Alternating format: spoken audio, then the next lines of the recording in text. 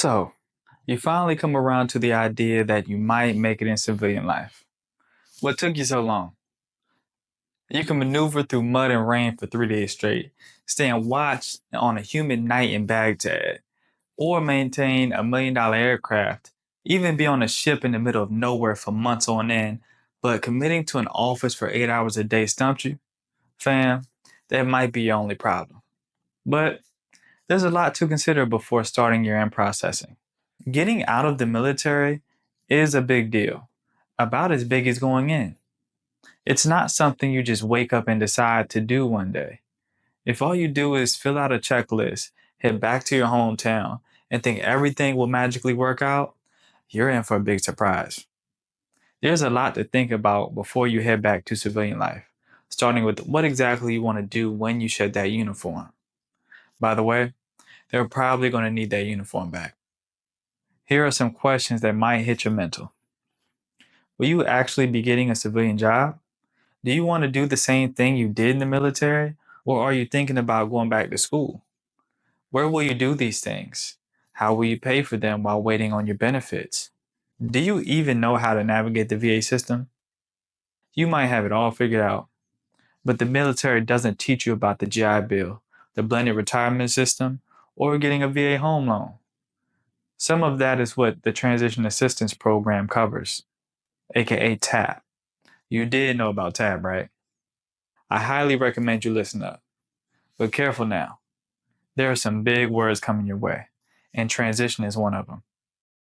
Now, all of this might seem overwhelming, and it is, especially if you want to cover all your bases, get all the information, and make the best decisions for your future. So take a seat, stick around for a while, and we'll go through everything you need to know over the course of a few videos, starting with an honest, no BS assessment of whether this is actually the right time for you to leave the military. I'll cover tuition assistance and everything else you need to know before you exit while maximizing all of the benefits Uncle Stan promised you. We'll even find out if your military job has a civilian equivalent. No matter what your answers to these questions are, this guide will also help you write a resume that blows away interviewers like only a veteran can. What? Bro, what are you talking about, man? I don't want to take credit for that part of the script. But anyway, you'll learn what a job fair is for, what to expect in an interview, and most importantly, how to avoid jacking it up. I'm even going to teach you what to do when you land that big job offer. Now, maybe you have skills beyond what the military taught you. If so, you might have the temperament to start your own business instead of relying on someone else for a paycheck. You supported and defended the Constitution of the United States, so you certainly have what it takes to support yourself and your dependents. You just need to be smart about it. So don't worry, I'll break this all down to you Barney style. If you find this video helpful, go ahead and like it so other vets can find it too.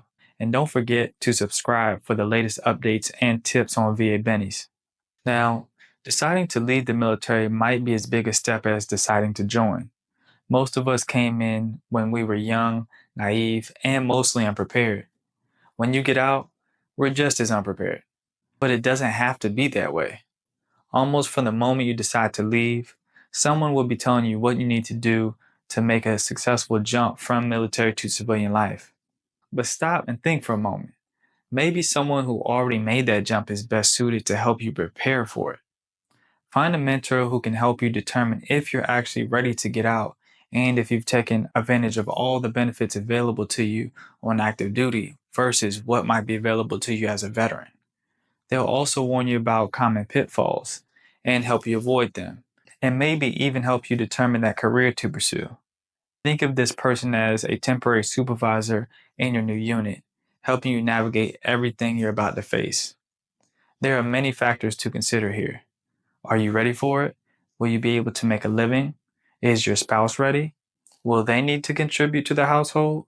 Are they prepared for that? Are you going to school or jumping straight into the job market? Are your children ready?